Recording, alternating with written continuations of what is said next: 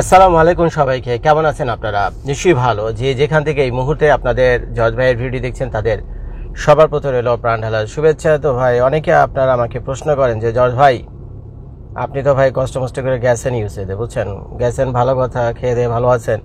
তো ভাই আমাকে জন্য একটু লাইন চাইন করেন, কেমনে আমু কি করা যায়, কি করলে ভালো হয়। ভাই চারদিকে তো দালাল ভরা, কারো যে বিশ্বাস করুন সেই উপায় নেই, বুঝছেন, কারো যে বিশ্বাস করুন সেই উপায় নেই। প্লিজ ভাই কিছু একটা করেন, একটু বুদ্ধি পরামর্শ দেন কেমনে কি করি। তো ভাই আমি তো খুব ব্যস্ত মানুষ, এখানে আমার ব্যবসা বাণিজ্য আছে, আমার রিয়েল এস্টেট বিজনেস আছে। তো আমি এত সবের ভিড়ে মানে আমি আপনাদের যে খুব মন প্রাণ দিয়ে হেল্প করবো ওটা হয়ে ওঠে না, সম্ভব না আমার পক্ষে।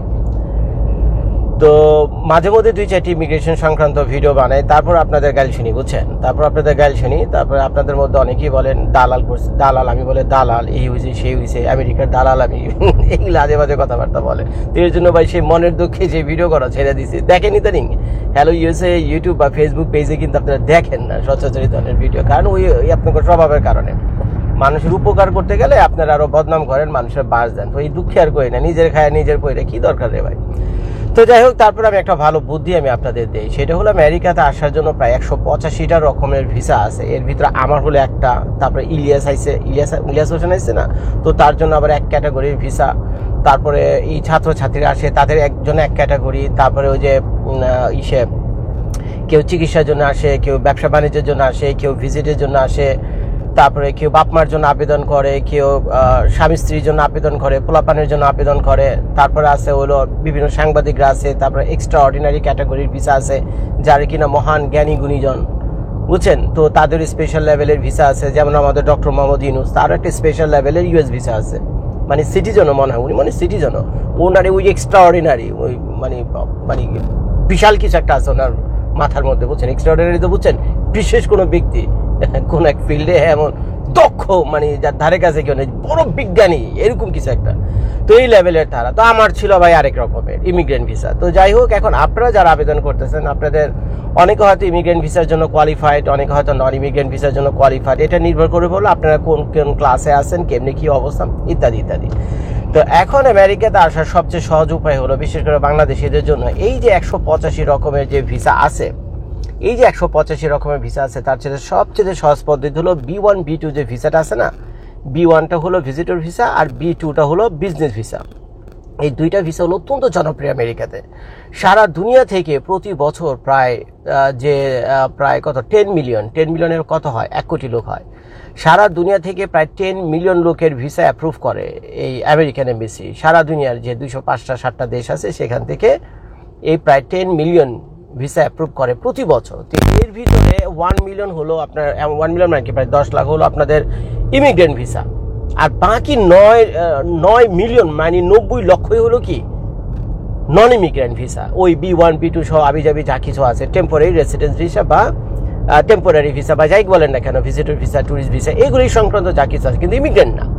তো এখন এই যে 90 লক্ষ ভিসা প্রতি বছরের ভিতরে বাংলাদেশে একটা, এখন মজার ব্যাপার হলো এই ভিসাটা পাওয়া, B1 B2 ভিসাটা পাওয়া হলো অত্যন্ত সহজ বাংলাদেশিদের জন্য, অত্যন্ত সহজ। বহু মানুষ আমেরিকাতে এই ভিসা নিয়ে, এই মুহূর্তে যখন আমি ভিডিওটা করছি, তারা বৈধভাবে আছে এবং অবৈধভাবেও আছে। অনেকে আসছে আমেরিকাতে B1 B2 ভিসা নিয়ে, 6 মাসের ভ্যালিডিটি ছিল ভিসার, কিন্তু আইসা আমেরিকার প্রেমে পড়ে গেছে,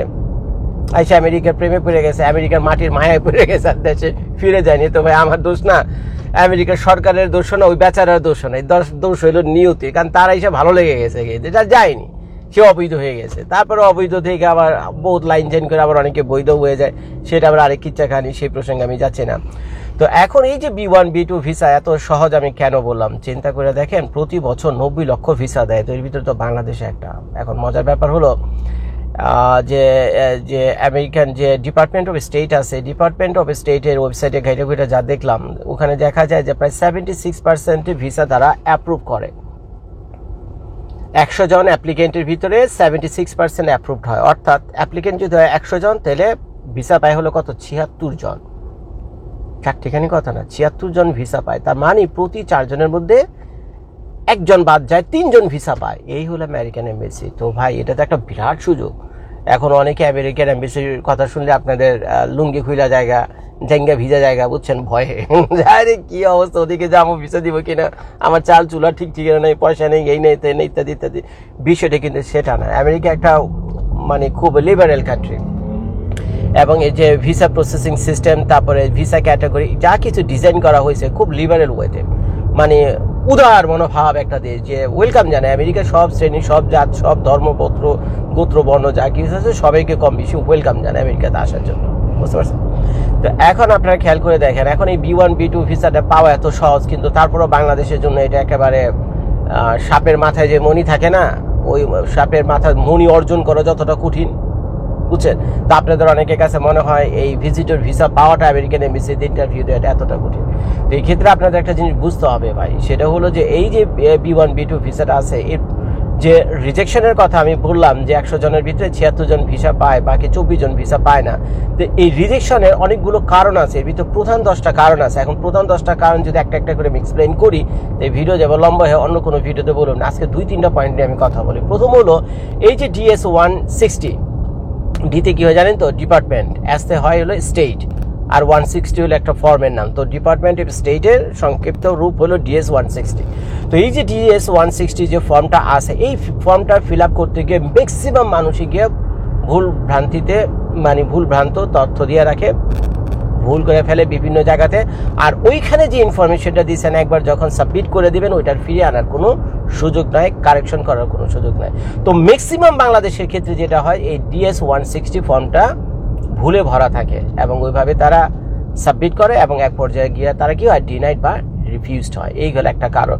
এটা হলো আপনার অজ্ঞতার জন্য। আপনি যে ইনএলিজিবল সেটা কিন্তু না, আপনি ইনএলিজিবিলিটির জন্য না, আপনি যে না বুঝে ফর্মটা ফিল আপ করছেন শুধুমাত্র এই কারণে। আর দ্বিতীয় যে কারণটা আছে, আপনি যে ওই যে আইটি নেরারি যেটা আছে আর কি, ওই যে ভ্রমণ প্ল্যান, আইটি নেরারি থাকে না একটা, তো যে ভ্রমণ প্ল্যানটা থাকে, সেই ভ্রমণ প্ল্যানটা আপনারা সুন্দর করে গুছিয়ে করতে পারেন না।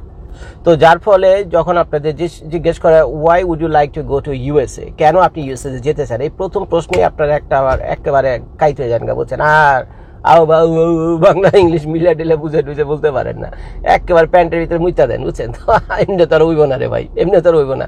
তো কাজে এর উপর আপনাদের ট্রেনিং এর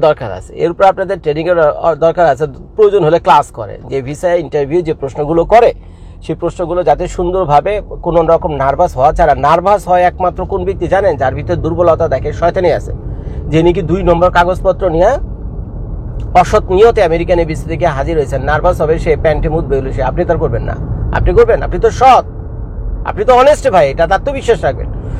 কিন্তু মজার ব্যাপার হলো, অনেকে অনেস্ট হওয়ার সত্ত্বেও গিয়া ওই প্যান্টে মুইতা দেয়, ওই কনসুলের যখন ইন্টারভিউ সামনে যে কাউন্টার আছে, ছোট্ট একটা কুপড়ি আছে, গেছি তো আমি, তো ওইখানে যখন যাই তখন এই অবস্থা হয়ে যায়। তো আমি মনে করি যে আপনাদের যথেষ্ট একটু ট্রেনিং দরকার আছে, আর নাহলে ফাও এইসব কামে, বুঝছেন? আপনি এলিজিবল ভিসা পাওয়ার জন্য, কিন্তু ফাও 2-4টা ত্রুটি বিচ্ছুতির কারণে আপনাদের ভিসাগুলো রিজেক্ট হচ্ছে। তো এই গেল আপনার যে আইটি নেরারি যে ইস্যুটা আছে, তো সেটা আমি আপনাদেরকে বললাম। তো এটার উপরে ভালোভাবে একটু প্রিপারেশন নেন। দ্বিতীয়ত DS-160 ফর্মটা একটু ঠিকঠাক করেন। আর চতুর্থ যে আরেকটা যে প্রশ্ন আছে, সেটা হলো যে what is the guarantee you are coming back to Bangladesh or your home country? What is the guarantee you are coming back to your home country? তো এখন এই যে প্রশ্নটা করে যে আপনাদের গ্যারান্টি কি যে আপনি আপনার নিজের হোম কান্ট্রিতে ফিরে আসবেন, এই প্রশ্নের উত্তরটা অনেকে ঠিকঠাক মতো দিতে পারে না। এবং সব ইমিগ্রেশন অফিসার কখন আপনাদের কাছে প্রথম এভিডেন্স চায় না, প্রথম আপনার কাছে প্রশ্নটা করে এবং উত্তরটা শুনতে চায়। যখন প্যান্টে মুইটা দেন আর উত্তর দিতে পারেন না ঠিকঠাক মতো, ওই তখনই আপনাদের কাছে ওই ডকুমেন্ট চায়। নাহলে আমি বহু মানুষকে চিনি যে যারা দুনিয়ার কাগজপত্র নিয়ে গেছে, 6 বছরের ব্যাংক স্টেটমেন্ট নিয়ে গেছে, বাড়ি গাড়ি কাগজপত্র দলিল প্রমাণ সবকিছু নিয়ে গেছে, কিন্তু তার কাছে কিছু জিজ্ঞেস করছে, কিন্তু দেখতেও চায়নি। তো ওই গতানুগতিক ওই প্রশ্ন যে তুমি যে আমেরিকাতে যাবে, what is the guarantee you are coming back to your home কান্ট্রিতে ফিরে আসবে, গ্যারান্টিটা কি? আর বলতে পারেন না, বুঝছেন? একটু সাহসের সাথে যদি প্রশ্নটা উত্তরটা যদি বুক ফুলে তাদের সামনে দিতে পারেন, তখন কিন্তু আপনার কাহিনী হয়ে যায়, বুঝছেন? তখনই কিন্তু আপনার কাহিনী হয়ে যায় এই 2-4টা প্রশ্নের আর কি। তো যাই হোক, এই কয়েকটা পয়েন্টে আমি আপনাদের সামনে বললাম। আরো যদি বিস্তারিত জানতে চান, ভিডিও নিচে কমেন্ট করেন, আরো বিস্তারিত ভিডিও করে আমি আপনাদেরকে বলুন, মানে কারো না কারোর উপকার হবে। তো এখন এই যে DS-160 ফর্মটা ঠিকঠাক মতো ফিল আপ করা, তারপর আপনার আইটি নেরারি যেটা আছে ওইটাকে ঠিকঠাক মতো প্রেজেন্ট করা, তারপর আপনার প্রশ্ন যেগুলো করে ইন্টারভিউতে সেগুলোর জন্য প্রস্তুতি নেওয়া, আমার মনে হয় এগুলোর জন্য আপনাদের একটা সাপোর্টের দরকার আছে, হেল্পের দরকার আছে। তো এখন সরাসরি যেহেতু আমি এগুলো করিনি, এটার সাথে আমি ইনভলভ না, তো আমি যতদূর জানি বাংলাদেশে একটা ওই কোম্পানি আছে, এজেন্ট আছে, নাম হলো American visa processing point, American visa processing point বা সেন্টার, যাই হোক, ওনাদের মতিঝিলে একটা অফিস রয়েছে 9 তলা বা 11 তলায়, খুঁজে নিয়ে আপনারা এই ভিডিওর নিচে ডিসক্রিপশন বক্সে আমি ডিটেল দিয়ে দেবো। তো চাইলে আপনারা সেখানে যেতে পারেন। ওরা মনে হয় না খুব একটা বেশি ফিটই নেয়। এখন মনে করেন এই যে লক্ষ লক্ষ একটা আমেরিকান ভিসার মূল্য বর্তমানে বাজার দর হলো 1 কোটি টাকা। একটা আমেরিকার ভিসার বর্তমানে বাজার দর 1 কোটি টাকা। 1 কোটি টাকা এখানে বললাম কারণ যার কাছে টাকা আছে সে আবার ভিসা পাচ্ছে না, আর যার কাছে ভিসা আছে তার কাছে আবার টাকা নাই। কাহিনী একটা দূরে। তার মানে ওই ক্ষেত্রে বোঝা যায় ভিসাটার ভ্যালু কত। যার কাছে সেই ভিসাটা নাই সে আসার জন্য 1 কোটি টাকা দিয়ে হলো রেডি। তো এত ভ্যালুয়েবল একটা জিনিস। তো এখন এই আমেরিকান ভিসাটা পাওয়ার জন্য আপনারা যেহেতু এত কোটি টাকার একটা প্রজেক্টে আপনি হাত দিয়েছেন, কিন্তু কোনো কারণে যদি আপনার অবহেলার কারণে যদি সেটা নষ্ট হয়, এটা তো ঠিক না। এটা তো ঠিক হলো না, হলো নাকি?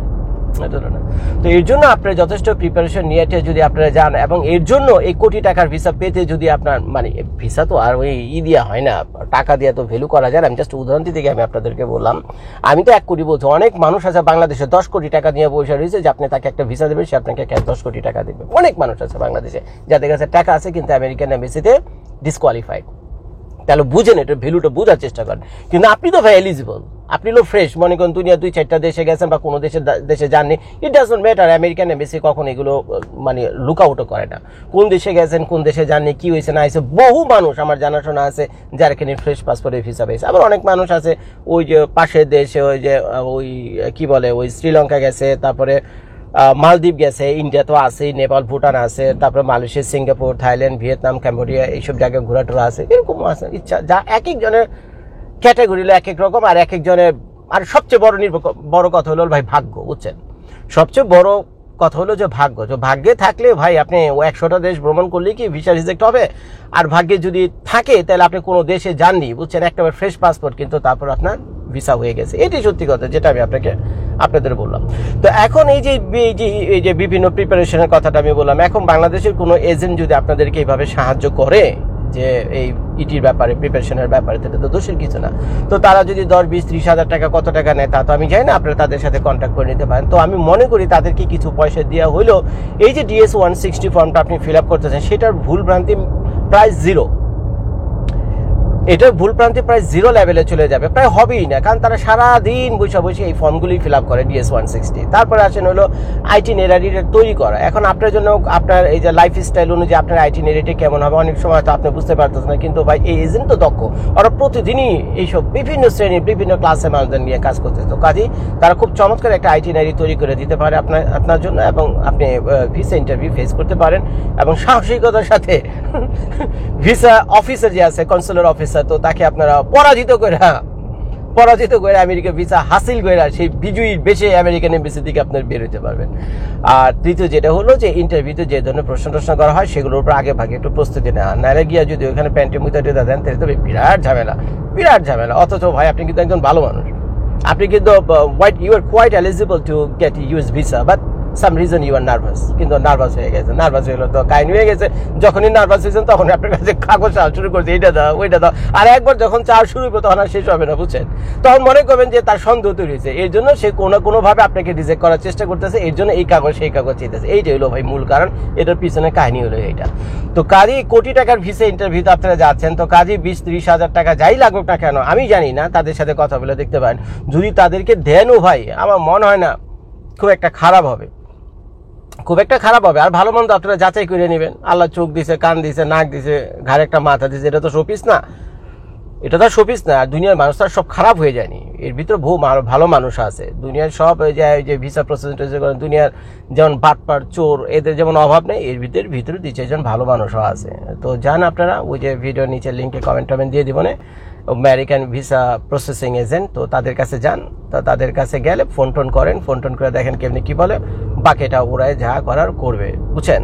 আর যদি কোনো ঝামেলা করে আপনাদের সাথে, বুঝছেন, তো আমি তো আসি, কোনো ঝামেলা যদি আপনাদের সাথে, আমি তো আসি, তো আমার সাথে যোগাযোগ করবেন, আমারে জানাবেন আপনারা, বুঝছেন, আমারে জানাবেন। তবে যতদূর সম্ভব ছেলেগুলো খুব ভালো এবং সৎ।